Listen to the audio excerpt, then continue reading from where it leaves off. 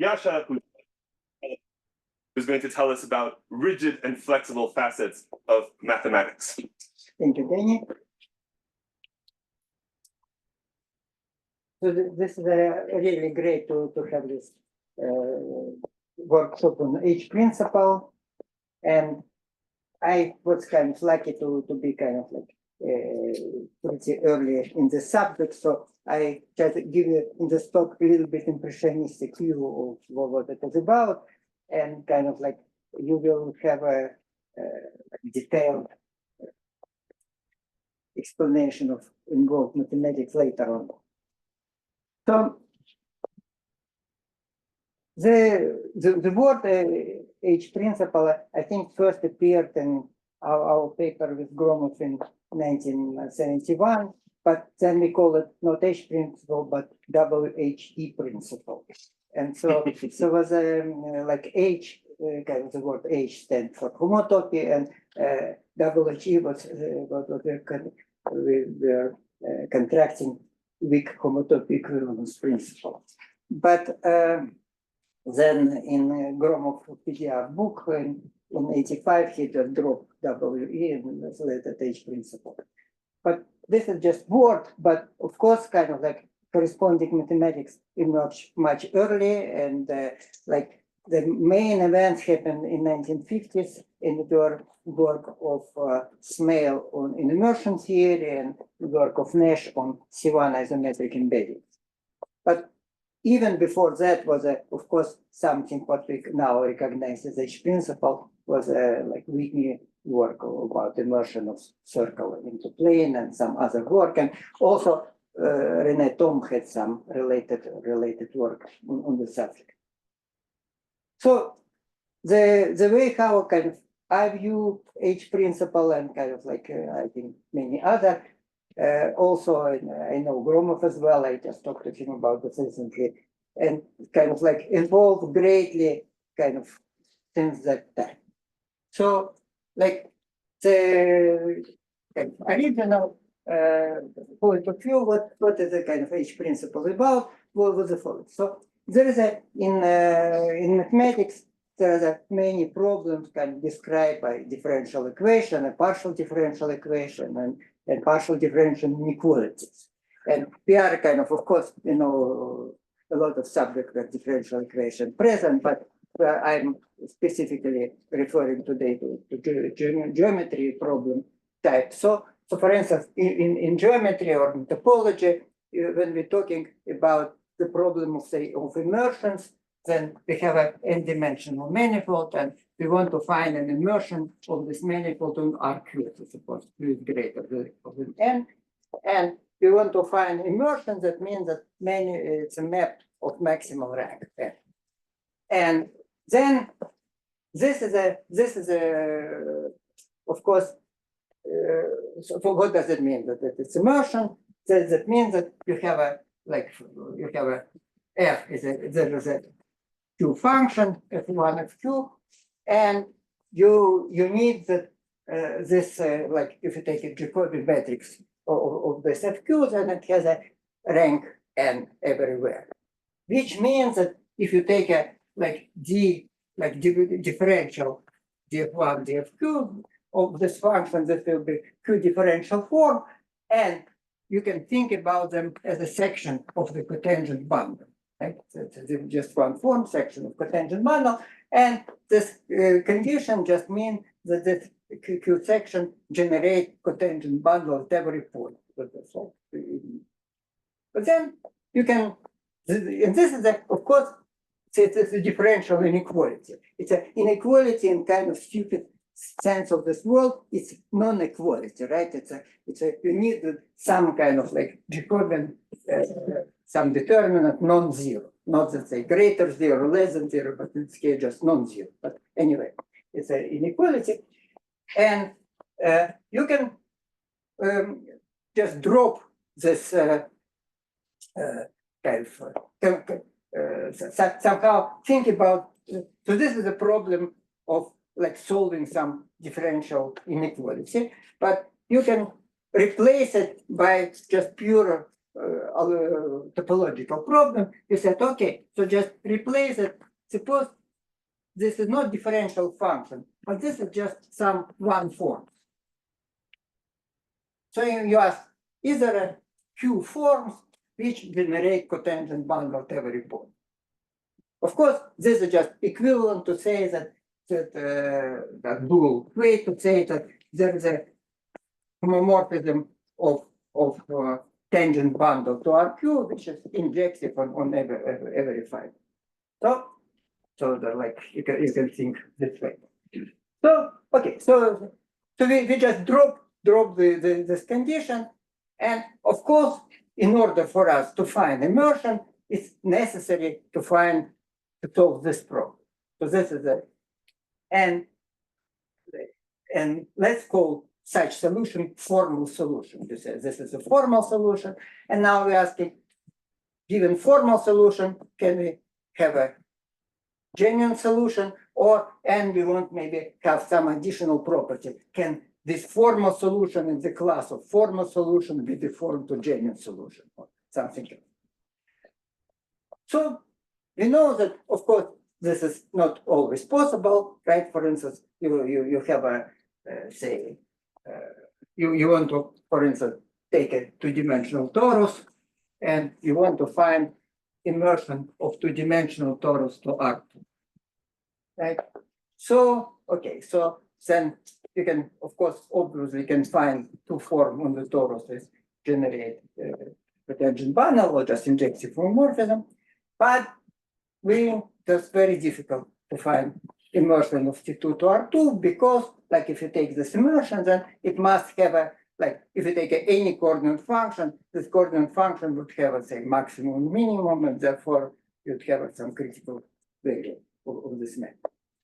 So this is not always possible, but turns out, and this was discovered by Snell and then kind of by Hirsch, that in fact, if as long as you just you make a two assumptions, either your Q is strictly greater than n, so instead of Q greater equal to n, you just put strict inequality, or you assume that manifold M what is called open, that means it's not closed.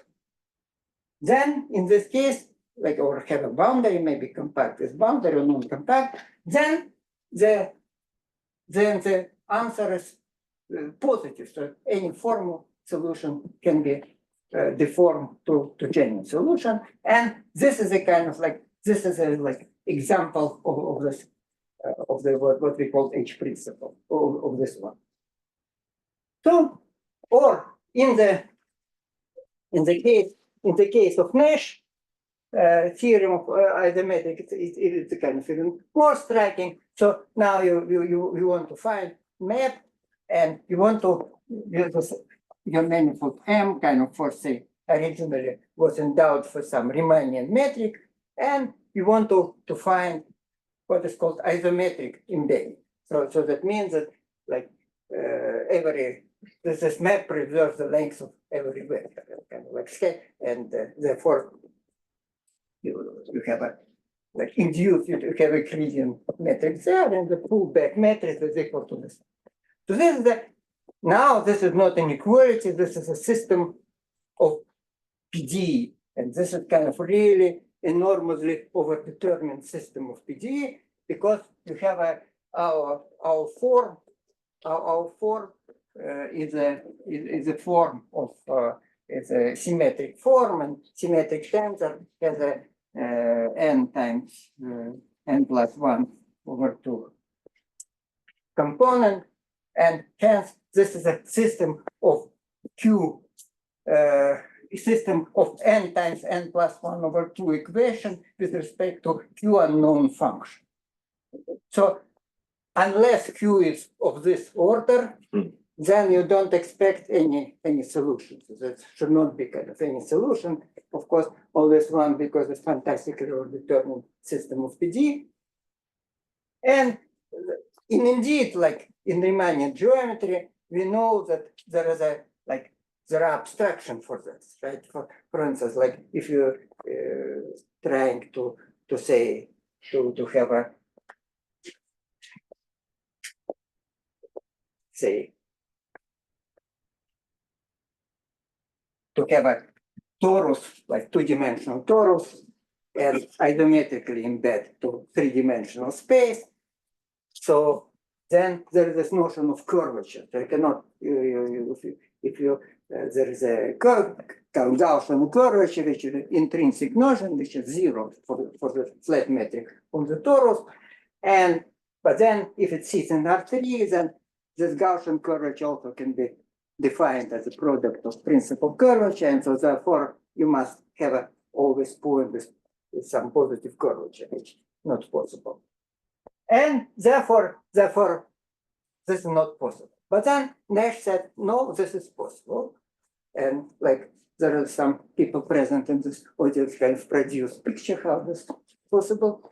And but the trick is that, well, in order to make this differential system of differential equation make sense, it is the only thing which you need to differentiate once, right? Because it just you compute length of vector, it's the first derivative.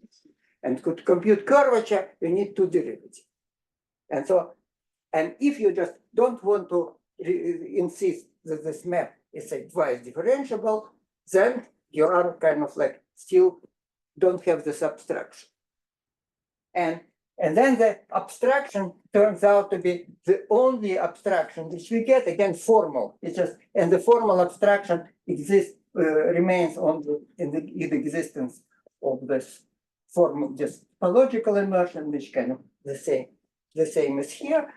And like if you say you would like to have a map in not necessarily an R-cube, but some other manifold, then you also have some kind of other geometric condition, in fact, arising, which is a what is called kind of shortness. So, for instance, suppose you have a, say, torus kind of very big size product of two circles, and then you have a circle with very short metric, and you want to map isometrically the circle in the torus in like non-trivial class. And you obviously not, it's too short to fill the class. And so, like in order, for instance, if you want to do that, you need some condition which kind of like Nash was called short thing, and that means that there exists some map such that pull back give you metric which is strictly less than this. So, and then kind of again, the theorem with this minor kind of shortness addition, which doesn't look like exactly the same condition as before, it turns out that there exists what we now call H principle, which was proven by Nash.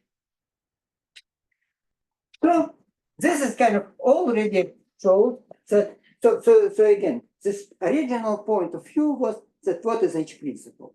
There exists some problem defined by system of differential equation and inequalities, and then you do extremely stupid thing. You take all the system of differential equation inequality and decouple all derivatives. So just kind of like replace all derivatives by independent function. And just you get some algebraic system of equation, and by topological reason, kind of as I already indicated here, it may be not solvable.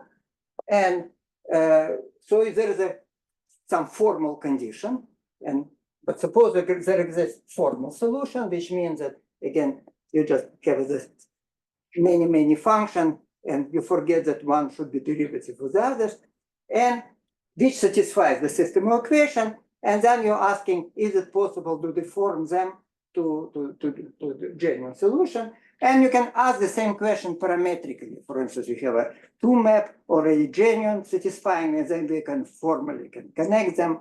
Can you connect them in genuine class? So this was a kind of like end idea of original idea for each principle. But now, kind of as we kind of learn more and more, we see that there is in fact many questions which kind of sound like very much H principle, but you need to put more conditions. Like one hint of this here already was in the shortness condition. You need to put more condition, and then after that, it is become kind of like a formal solution with this extra condition become sufficient for existence of genuine solution. And so it's kind of like what the way how I think about this now is the following, that in fact, in any kind of mathematical subject, but whatever you study, you kind of like, you have some mathematical world which you are exploring. And in this mathematical world which you are exploring, we always have two tasks. One, we just need to discover law of nature, right? So kind of, which means what is impossible there. We should not kind of like create perpetual mobile, etc. So we just kind of like, there are some constraints, some kind of something which tell us that this is not possible. And of course, we should not try to construct what is not possible. So we kind of like, we can spend a lot of time with this. And so we kind of exploring that always there are some people in this kind of department of negative kind of stuff.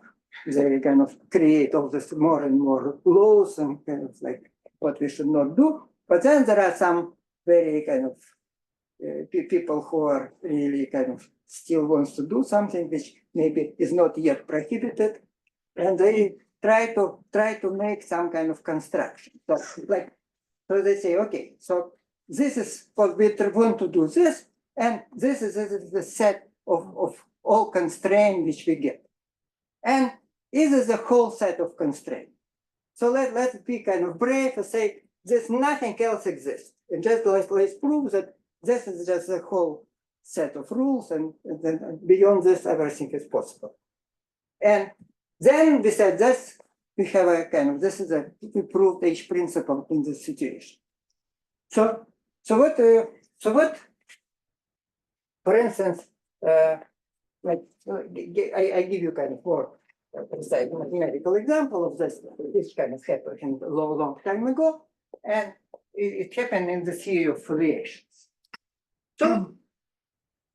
So to suppose you have a, say, n-dimensional manifold, and on dimensional manifold, you take a tangent bundle, and you take a inside tangent bundle, you have a, say, some k-dimensional subbundle. So take a k-dimensional subbundle, let's say k less than n, and you're just asking, kind of, first of all, is it integrable? And integrable means that you can get what is called foliation. So you can, through every point, you can get some k-dimensional submanifold such that the k form tangent plane to this family of this local submanifold. And then we say that we have a k-dimensional foliation. This is called integral. So if k equal 1, then we study in ODE class that if it's kind of smooth enough, like even ellipses, whatever, then this is always you can find this foliation. But then, like it was discovered by, I don't know who discovered, but definitely Frobenius knew that, but maybe for somebody else before. But there are maybe Pfaff already knew this. Okay, but there are some, for instance, two-dimensional plane field in R3 which are not integrable. So you cannot find any surface rule. And in fact, there is a kind of like the theorem of Frobenius says that if you, for instance, in the codimension one case, if you have some distribution and it's given by some one form, then integrability just means that if you consider d alpha, then d alpha is proportional to alpha. So that's kind of like d alpha has to be equal. Okay, d alpha restricted to alpha equal to 0 has to be equal to 0. This is by Frobenius condition. This is equivalent to integrability. So therefore, question whether something is a like construction of fluctuation is a problem, again, differential kind of relation in the terminology of Gromov condition. So, and you can ask, of course, given plane field, can you deform it to always to integrable? Is it possible to deform any plane field to integrable one? And then this is and you can have this one, and then given say two planes, can you say? So can you deform then one to another through fluctuation, given to fluctuation? And then okay, so as a third glance, if you are completely ignorant and if you don't know anything, you say, well, this is let's prove H principle. Let's prove that any plane field is homotopic to fluctuation. But then it was discovered. Gael, who discovered this? It was probably known before Heffliger, right? Existence of kind of business of Heffliger structures. Okay, I don't know. So, but turns out, so not this is there are more abstractions. And what are these more abstractions? So let's kind of like formulate this slightly differently, this question. So instead of, so you have a eta k, and let me also take a normal bundle. So I take a take a mu, which is just version of Tm over E, the kind of complementary bundle. Take a normal bundle, which is kind of n minus k dimensional bundle, and then we just do the following thing. So take this bundle mu, and take a total space, or consider total space of this bundle over n. So it's some manifold which pi by n minus k dimensional pi, right? And then if you have then let's consider the following object.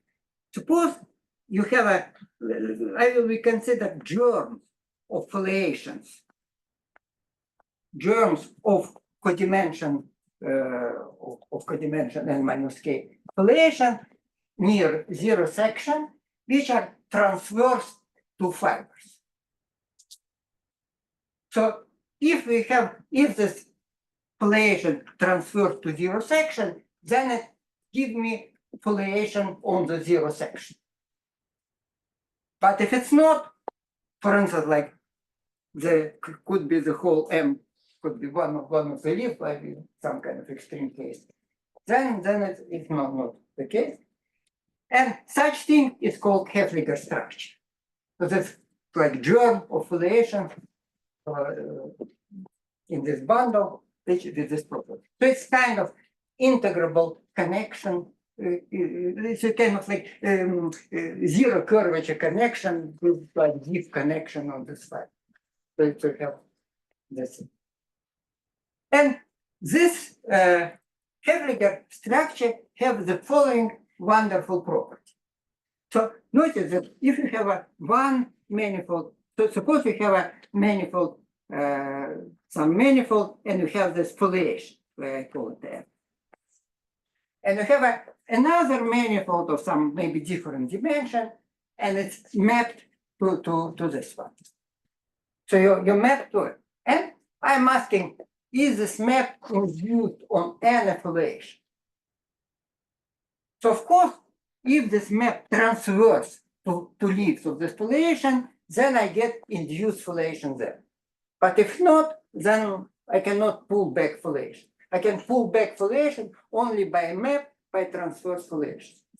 But Heffliger structure has this wonderful property that you can induce it, because if you have a MF, then just here, okay, so this Heffliger structure has this kind of like bundle mu. So there is a map NN, and here you have this bundle mu. And of course, you can pull back this bundle mu.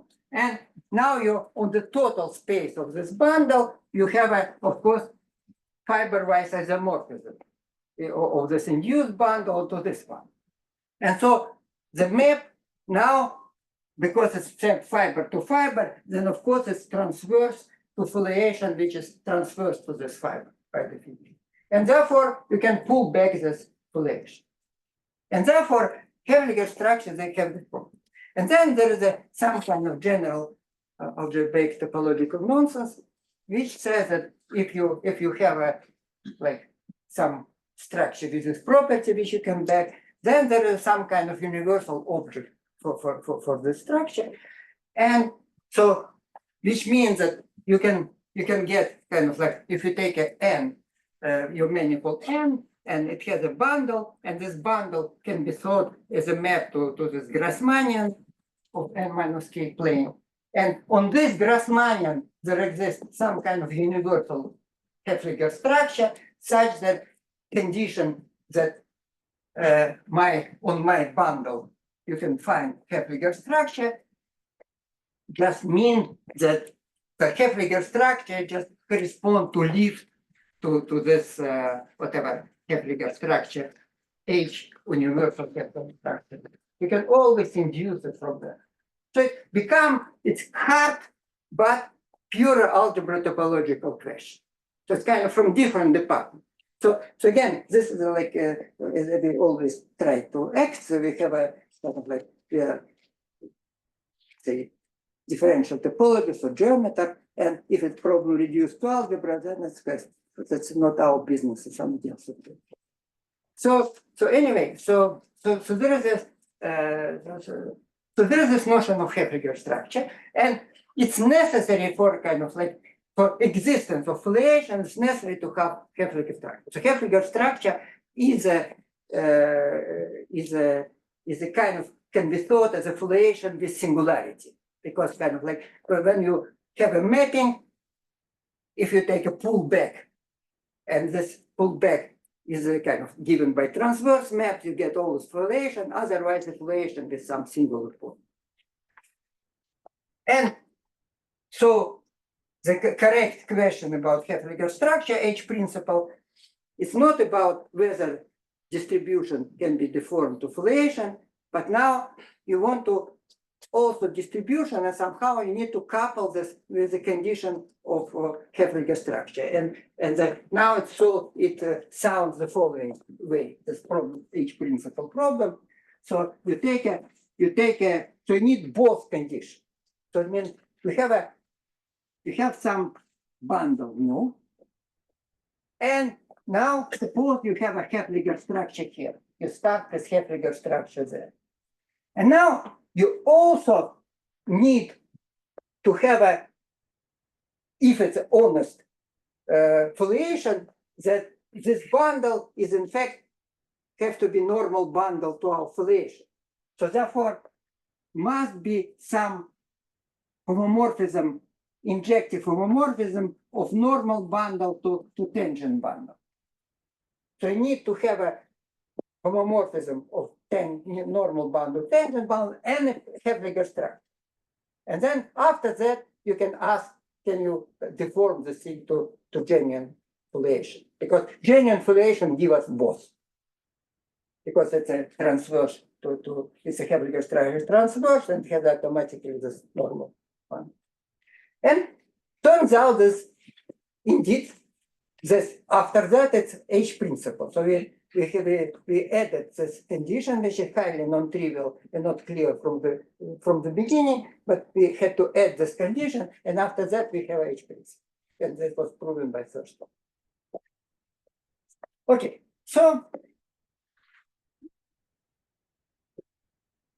again, so now I am saying this is a kind of like, and what I see the kind of like value of all the philosophy of H principle is the following. So again, so what is H principle? H principle kind of like subject is the following. So we studying certain mathematical subject, and in this mathematical subject, we kind of like we're trying to first this trying to solve some kind of problem. No? At first, we just kind of think of all possible constraints which we can imagine, and then if we have this kind of like list of these constraints, and we say, like, we will try to prove each principle, saying that nothing beyond this constraint exists. So all objects which kind of like satisfy these constraints, and like any formal set of data can be deformed to the genuine data.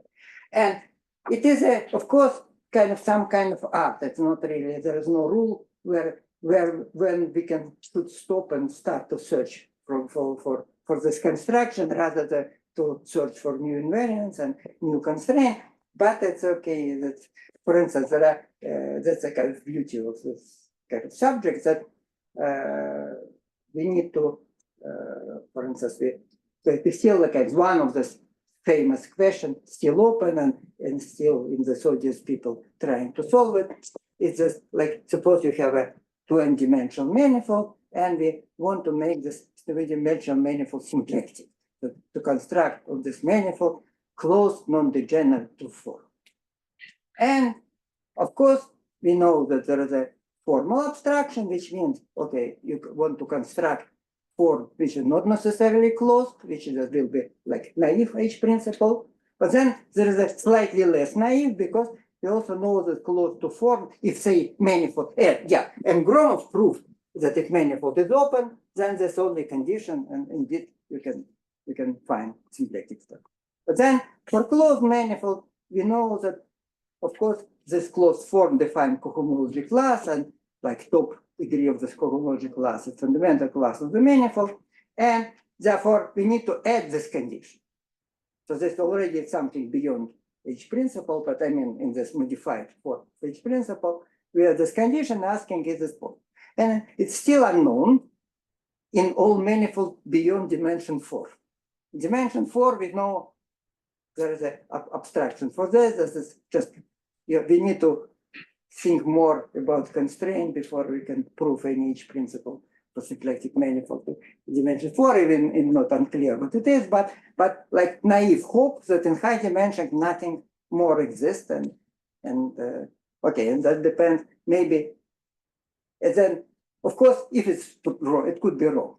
And then, if it's wrong, then if you kind of in this mood of constructing symplectic structural manifold, you will spend all your life doing this, and unfortunately, in the end of your life, somebody will prove that it's impossible. But on the other hand, maybe it's possible. Okay, so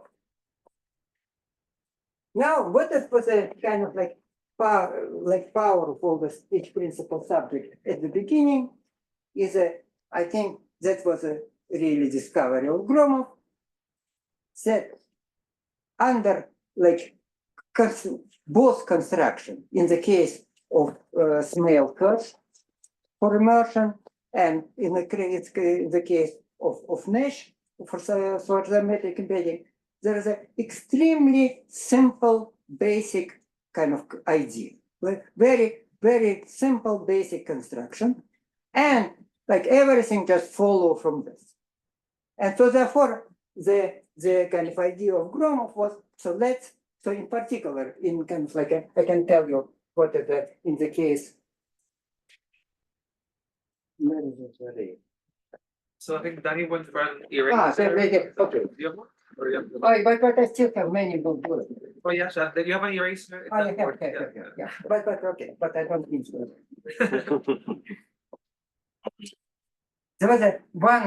There's a one rule which kind of like, when I first started teaching, there was some old professor who was teaching me how to check whether you gave a good lecture after lecture, was a good lecture or bad lecture. And I never kind of learned. So there's a rule was the following. So you exit audience and look at your head. If both your head covered by chalk, that means it was a bad lecture. Because that means that you're writing by one hand and erase with another. Okay. So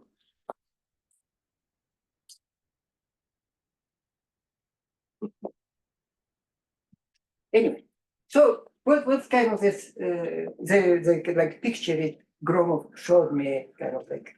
So I remember when I was a second year kind of undergraduate student, I was asked to present this like small kind of immersion paper at some seminar, and kind of I spent a lot of time, and then I thought I understood everything and can give a talk, everything was fine.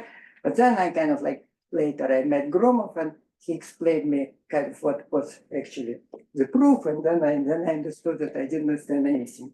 And the picture which Gromov and drew me was this. That's like you see. So suppose you're solving the following question. Solving the following problem. That you have an interval and you have a function kind of given at the end point of this interval, and suppose this function has a positive derivative. And you would like to extend this function with positive derivative inside. So of course, sometimes it's possible, but sometimes it's not if this value here is less. But if you are trying to extend just with two critical points, one maximum and one minimum, then it's suddenly becoming fantastically flexible, right? So after that, like you can change this kind of in any way and still kind of you have all this family of function continue. Right? So if I have time, I'll explain some concepts. This is really like key idea in this like proof of smell. That's what he's doing. And then a kind of Gromov like said, okay, so what else follows from this picture? And what else follows from this picture? Kind of he developed in the method. He called it method of continuous shift, and kind of we later kind of slightly modified. I call it holonomic approximation. So that it will be here some lecture about this. You will learn more detail. This is not going to.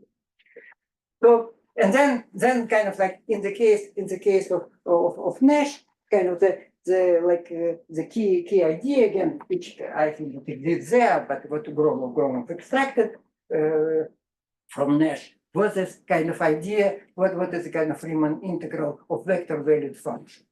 So if you have a vector valued function, then and you take an integral, like you have some vector valued function on say 0, 1 interval valued in some Rn.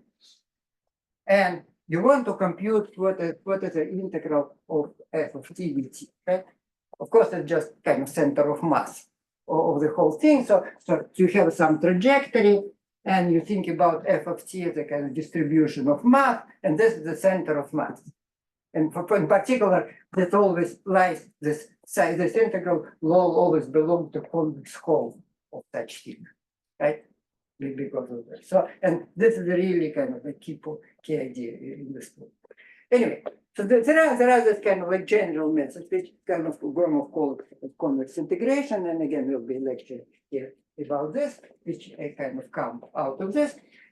And then we kind of like also with Gromov we thought about some other kind of seem to be different method, which and I still think is different. We call elimination of singularity. And because there will be kind of no lectures of this, I will kind of explain a little bit what it is.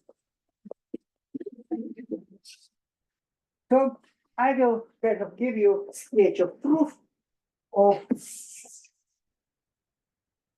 the following two things. So first of all, I will kind of sketch of proof of the small first immersion theory, and kind of like where it become clear. So kind of the first things I will prove that that's kind of again H principle in this case for immersion M to RQ, where Q strictly for M okay, the closed manifold, where Q strictly greater than N. Of course, this can be modified easily to any other manifold, but I will explain this case.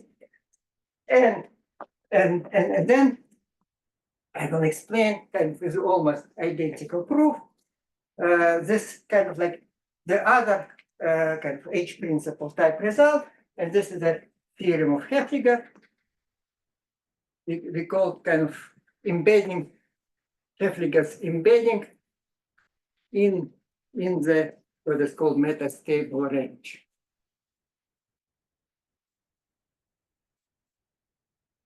Okay, so we now want to consider problem not at immersion, but say embedding of n-dimensional manifold to RQ.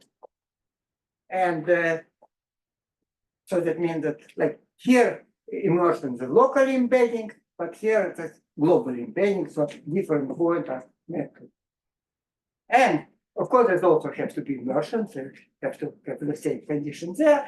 But there is a one more kind of immediately you can say what is a one extra condition. An extra condition is the following. So if you have a such map, then you can consider this map M cross M to this RQ cross RQ, just F cross F. And this map is, of course, like what is it? Let's call this map F. And this map has a property that F minus 1 of the diagonal of this kind of diagonal of RQ is equal to diagonal of in this. Right? That's the condition that's embedded, different point map to different point. So this is kind of non-differentiable type condition. So this is a, yeah, and in addition, we know that this map is equivariant with respect to the Z2 action. So you have the Z2 equivariant map with this property. And of course, we can kind of like start talking about higher product, but let's stop here. So this is like obviously necessary. And what Hefflinger proved that this condition, together with kind of immersion condition, well, actually immersion condition will follow from this, but this condition alone is sufficient for existence of embedding in the case where Q is kind of roughly kind of greater than, okay, we'll get precise constant in the proof, but roughly 3n over 2. So that's called metastable range. So it was later improved to other dimension, but let's get do it. So this is a kind of also H principle type result. So you have this kind of like this condition and then this kind of algebraic condition necessary and it's sufficient. So here's a kind of like sketch of the proof of both, and it will be kind of the same idea, kind of doing the same thing.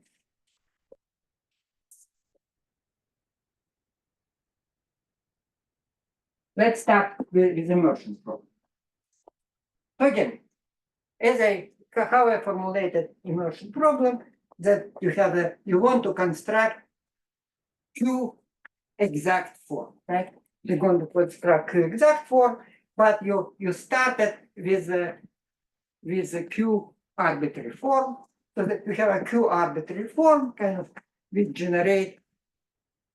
which point wise generate potential bundle at every point, and we need to replace this form by this one. And what we are going to do is doing by induction. Let's change it one by one in such a way that like keeping this property all the time. And then we see what the problem we have. So let's and let me kind of explain. Say, in fact, all steps of this induction are the same. So I just explained the last step. Suppose we already replaced everything by, so this is already df1, df2 minus 1. We already replaced 2 minus 1 by that form, and now one form left. And we need to replace it by differential form. So now you have this form. Let's call this map, say F tilde. F tilde is this map F1, Fq minus 1. So it's a map of M to RQ minus 1. And here's this crucial property that because Q is greater than N, then Q minus 1 still greater or equal than that. So that's kind of crucial. And because this is true, then you see now you have a n-dimensional manifold, and you're mapping n-dimensional manifold to something of dimension equal or more, right? Yeah, equal at least the dimension, and then kind of generically, of course, like here, will we have any kind of transversality? Yes, I'm doing it later. Yeah, you're doing okay. So anyway, so there is some kind of transversality discussion, which kind of implies that such map, like almost everywhere, have a rank, maximal rank, but maybe there is some singular stratified subset on which rank 5. So in fact, in this case, it's not hard to prove that it can you can even make this singular locus, this sigma kind of like. So first of all, rank cannot fail more than of this map more than 1, because we know that by adding 1 form, we already can make it maximum. So therefore, so this at least kind of like at most sigma 1 singular locus, and to get some manifold, like call it sigma, this is also I call it sigma 1 just, this is the singular locus of the thing. And at this point, there is a kernel of my, there is a kernel of my map df tilde. So map df tilde has a kernel. But kernel again, one dimension. And this one-dimensional kernel is trivial linear bundle because it's trivialized by last form. We know that form alpha q restricted to this kernel that is called lambda is not 0. And so therefore we can say pick vector such that alpha q of this vector field is equal to 1. So we have some kind of vector field directing the kernel. And what is the condition? We need to find function f q. What is the condition for this function? The only thing which we need that dfq evaluated on this vector is not 0. And it's completely irrelevant what this function elsewhere, what is value of the function. The only what we care is this, right? But now, suppose for a second that this vector field V is in fact transverse, it's never tangent to this submanifold. Then it's kind of trivial exercise to see that you always can, if you have a submanifold, you have a vector field transverse to the submanifold, then you can find a function with any prescribed value on the submanifold and with prescribed derivative along this one. So we can always find such so. But somewhere it can be transfer tangent.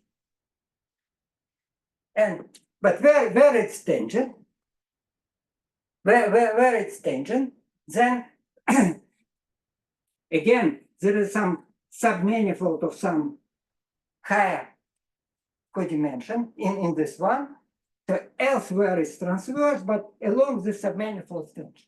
But again, generically, it almost everywhere transverse to the submanifold, again, maybe except something so small to me.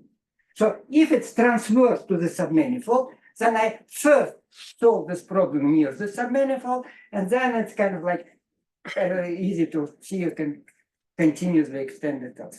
And finally, like if you go and dimension drop and you come to point and then it's already over. So that's kind of the whole component. And then it turns out, so I first started with. Yeah, we started a bit late, like 20 past or Okay. Okay, so this is like this proof this Hirsch immersion theory and Smelt-Hirsch immersion theory. And of course, also you can do it parametrically and everything kind of like also you can argue in the same way with the general theory. But let me kind of now explain this, how you do it for Hefflicker theorem for embeddings.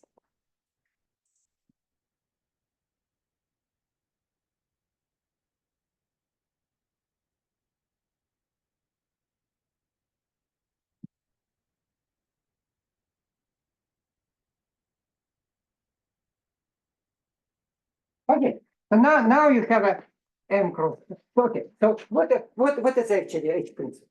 H principle says that you have a M cross M, so that's n-dimensional, and you consider equivariant Z2 equivariant map of this into say RQ cross RQ. This is of course true for any manifold, but let me I do it for RQ. If you have a such map which is equivariant and the pre-image of the diagonal is the diagonal. You have this map, then you can deform this map, kind of keeping it formal. Let's call this formal embedding such map. You can deform it in genuine embedding. So that means then we need to make like both coordinate function of phi equal. Right? So we have a function. Okay. So let's argue precisely the same way. So this phi is, you can write this is equal like P1, okay, so I write P1, PQ. Right? It's a Q map, and each map equivalent map to R cross R. So each of this Pj is a map of M cross M, equivariant map M cross M to R cross R. And so this is what this means. So it's a function PQ, so it has a PQ of xy is equal PQ kind of 1 of xy and PQ 2 of xy, and and you have a condition that PQ, well, Pj,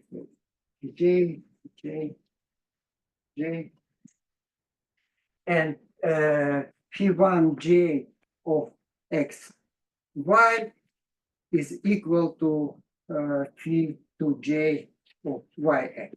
Right? You have this equivalent condition. So you have this thing, and what we need to kind of change this function such that the P1 and P2 will be equal. Then all will be indeed. So, and I will be doing this one by one. Again, by the same kind of idea. And so, and again, I will consider last step of this exam induction. So suppose this is already kind of equal P1 cross P1, and kind of this is all equal PQ minus 1 cross PQ minus 1. And still there's PQ left. And no. So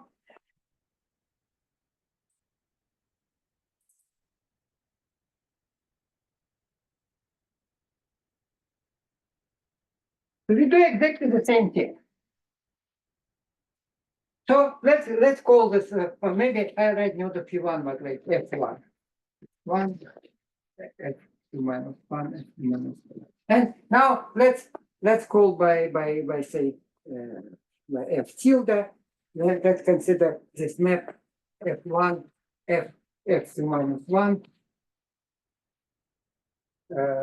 of M to something minus 1. So you have this map, and now we need to add one more function. So let's look at this picture. This is our M cross M, and this is a RQ cross RQ minus 1.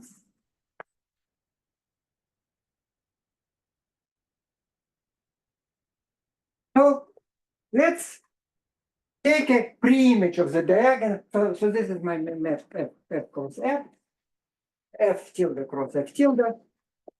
So let's take a pre-image of the diagonal. What is a pre-image of the diagonal under this map?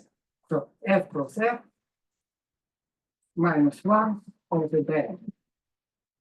So it will be, okay, so it will be diagonal and plus something else. What is the dimension of this something else?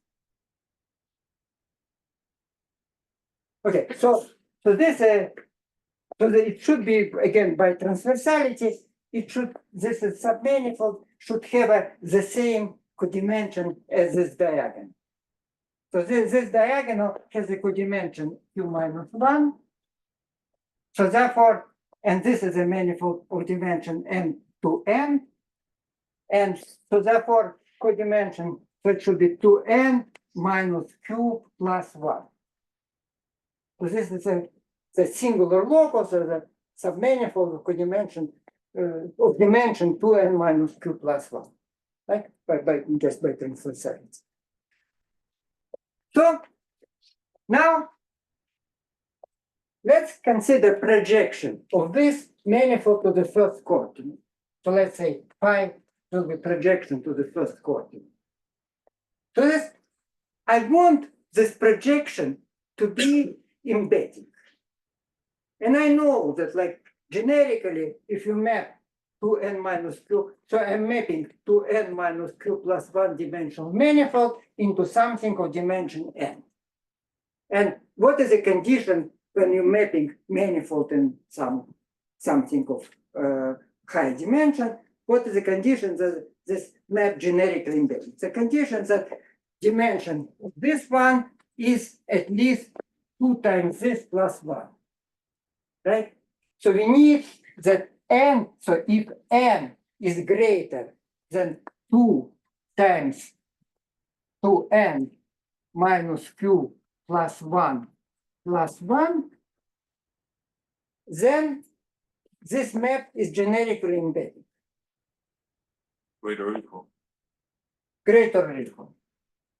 Greater or equal, which means that, which means what? Which means that 3n on the side is less or equal than 2q,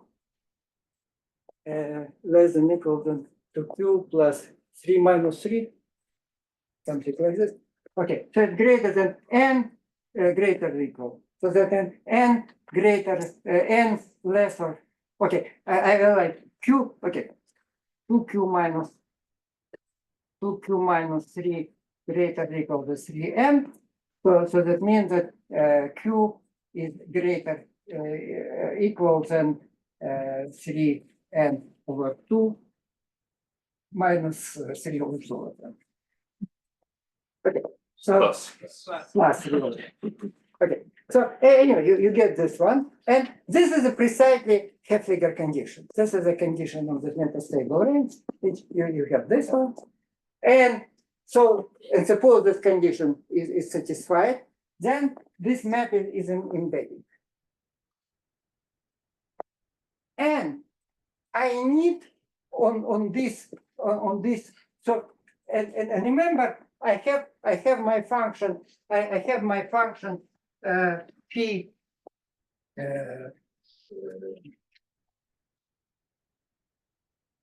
So I need to construct some so I have a function phi q, and what is the condition for this function? This function should separate point on my manifold. So this for every 2 different points on this manifold, I need to have the phi q of xy. If you take 2 different points on this preimage, the phi q of xy is not phi q of yx. Right? So, but I have such function. I take this function phi q, and I take it first. This phi q has a phi 1q and phi 2q, and phi 1q of xy is you have this equivalent condition. And so this precisely means that this function phi 1q satisfies this condition. And so therefore I can just take this as a f, I can take this function phi 1q. That's the proof. Of course, this proof is not clean because near the diagonal there's something going on. For instance, I kind of ate up this kind of analysis because somehow I also need to get immersion. And so therefore you need to in fact combine this argument with also kind of like proof which we've done near the diagonal. We need to read it more. But essentially that's kind of the whole proof. Okay, so we just I think my time in fact expired, but let me just say that kind of like what I think there is a pretty kind of now, especially like what I like very much in like symplectically related world, there are a lot of this problem where this kind of like this rigid world and simply inflexible world come really close to each other, and there are plenty of problems. Well, I mentioned one of them, but there are many other of them of such kind where there's completely unclear that do we know already all constraints, and we can just should really try hard and prove that nothing else exists, or there is a kind of we need to discover something else. And I think that's what is exciting. But let me kind of maybe mention a couple more things. Okay, it was, for instance, recently was this development in this flexibility side by co-founder with kind of like convexity, and maybe we kind of discussing right now with him and Jeka and some other people kind some kind of possibility that, for instance, the following thing maybe can be proven kind of using this thing, which kind of like before for me looked completely out of bound. So again, one of the theorem, kind of classical theorem, the Gromov proof in the like in symplectic world in the H principle side was a so-called isocontact and isosymplectic embeddings of many. So we already talked about isometric embedding, and but then you can what is if you have a symplectic manifold, you can consider. So symplectic form is just kind of skew-symmetric version of Riemannian metric, and you can also talk about map which kind of induce, for instance, symplectic form or similar in contact geometry. And you can ask about is it possible to do it? What Gromov proved that for closed manifold in codimension, at least beginning for 4, there is a complete H principle. So whatever kind of like obvious abstraction exists, they are sufficient. And then kind of like we knew, and there was a effect result in this direction, that is not true in codimension 2. There are like a lot of rigidity in codimension 2. But it may be true, kind of like what kind of that in fact for codimension 2 embeddings is in fact also there exists H principle, but the situation is kind of similar in contact world, not in symplectic. In symplectic, okay, you don't know anything, it's probably much more rigid, but that again, two like formal conditions again sufficient, but the situation is similar to what you will maybe learn during this week about Legendre embedding. There is for Legendre embedding, there is also a class of Legendre embedding called loose. And for loose Legendre embedding, it's like every Legendre embedding in dimension beginning of like contact manifold 5 can be made by local construction, some kind of loose. And then for loose embedding, you have a complete H principle. And possibly similar situation holds for code-dimension contact 2 embedding, that there is a local construction which make them loose, and then everything you have a complete H principle after that. So it would be such thing. Okay, I asked.